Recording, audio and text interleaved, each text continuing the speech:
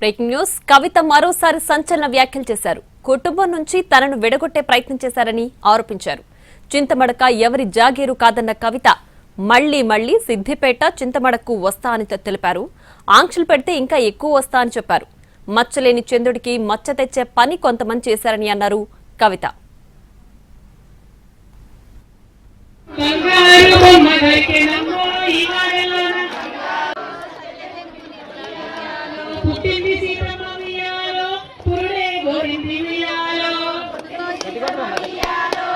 కేసీఆర్ గారు ఉద్యమ నాయకుడిగా మరి ఆయన రిజైన్ చేసి ఎంపీగా పోయినప్పుడు ఇక్కడ నుంచి రాజకీయంగా ఇంకొకరిని తీసుకొచ్చి ఇక్కడ పెట్టిండ్రు.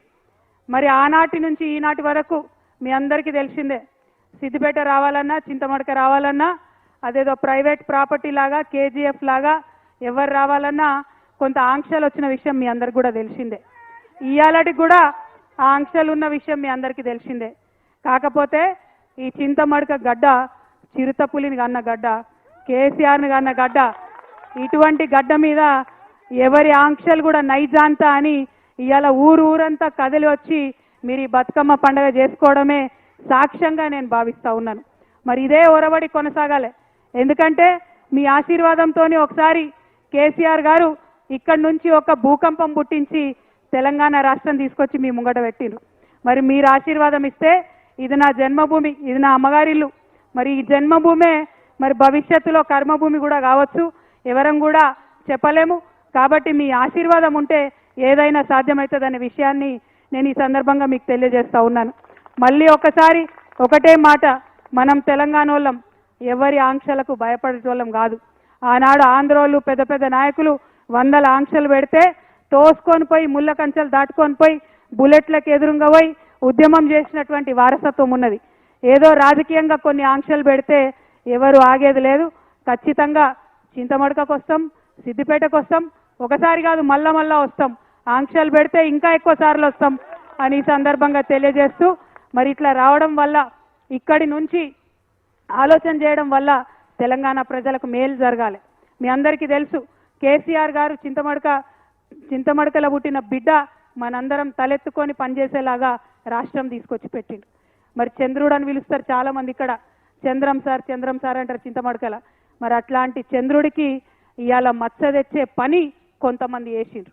నేను అదే మాట చెప్పిన, మచ్చలేని చంద్రుడికి మీరు మచ్చ పెట్టిరనే మాట చెప్పిన. మీరు మచ్చ పెట్టిరని నేను చెప్పంగానే తల్లిని పిల్లని కాకుండా బాపిండ్రు. అట్లయినా కన్న ఊరు అమ్మగారి ఊరు, మీరు నన్ను కడుపులో పెట్టుకొని రండి, మీరు తప్పకుండా ధైర్యం కోల్పోకండి, మా ఊరికి రండి, అమ్మగారి ఊరికి రండి అని మీరు పిలిచిండ్రు. అందుకే చెప్తున్నా, మీ మేలు ఈ జన్మలో మర్చిపోలేను. నేను ఈ సంవత్సరం డెఫినెట్గా బాధతోనున్న, క్లిష్టమైన పరిస్థితుల్లో ఉన్న కుటుంబానికి దూరం చేసిండ్రు అనేటటువంటి బాధతో ఉన్న సమయంలో ఊరు వాళ్ళందరూ అండగా నిలబడి మరి నన్ను పిలవడం చాలా సంతోషం. ఎన్నడూ కూడా సంతోషంలో ఉంటే ఎవరైనా పిలిస్తే తింటారు, పోతారు, మర్చిపోతారు. కానీ దుఃఖంలో ఉన్నప్పుడు ఉన్నోళ్ళే నిజమైన స్నేహితులు. ఇవాళ దుఃఖంలో ఉన్నటువంటి నాకు అండగా నిలిచినటువంటి మీ అందరికీ మళ్ళొకసారి హృదయపూర్వకంగా నేను వందనాలు తెలియజేసుకుంటున్నా. మీ అందరికీ తెలుసు, కొంచెం బాధ అవుతుంది, మీ ఇంటి ఆడబిడ్డను కాబట్టి మీరు అర్థం కూడా చేసుకుంటారని నేను అనుకుంటున్నా. పెళ్ళి అయి అప్పగింతలు చెప్పి తల్లిదండ్రులు ఇచ్చిపెట్టిపోతేనే బాధ ఉంటుంది.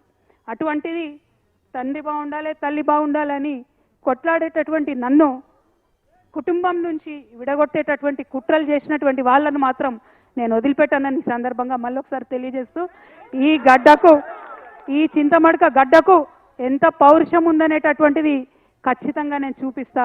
ఆ చూపించేటటువంటి నా ప్రయాణంలో మీరందరూ కూడా నాతో అండగా నిలవాలని చెప్పి మనస్ఫూర్తిగా మీ అందరూ కూడా నేను కోరుతా ఉన్నా.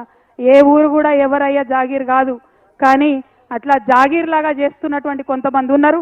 వాళ్ళ సంగతి కూడా, వాళ్ళ భర్తం కూడా ఫ్యూచర్లో పడతామని సందర్భంగా తెలియజేస్తూ, మరి నాకు మంచి ధైర్యాన్ని ఇచ్చి చిన్నప్పటి నుంచి ఆటపాట నేర్పి కులాలకు మతాలకు అతీతంగా మరి ఖచ్చితంగా ప్రజలతో కలిసి ఉండాలని నేర్పినటువంటి మా ఊర్లో మళ్ళొకసారి ధన్యవాదాలు తెలియజేస్తూ, కేసీఆర్ గారు